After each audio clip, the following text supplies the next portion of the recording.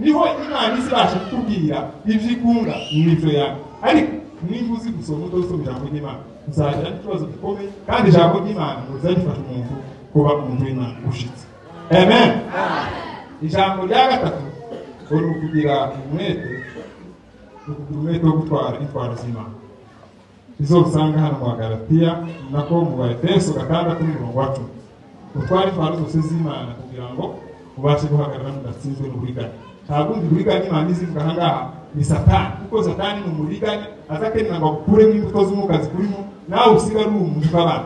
Niba waragira urukundo rugashira, niba waragira ibyishimo bigashira, niba waruzi gusenga bigashira, niba waruzi gutamba bigashira, niba waruzi gutera indirimbo bigashira. Iyo ni Satani niko kamara kwayo. Ariko ijambo ry'Imana ko riratubwira ngo twari intwaro zose z'Imana kugira ngo tubashe guhagarara tudatsinzwe n'uburiganya bwa Satani.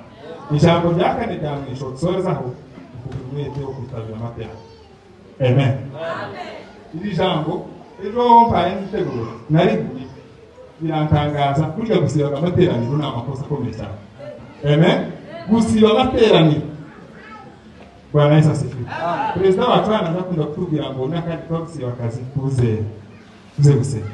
Twamubwira ngo agenda kandi uzutegura gusiba umukasi bakaguhamagara mu kwemeye kano kantu bashikiriye kugira ngo usubire kandi uhinduke bikaba.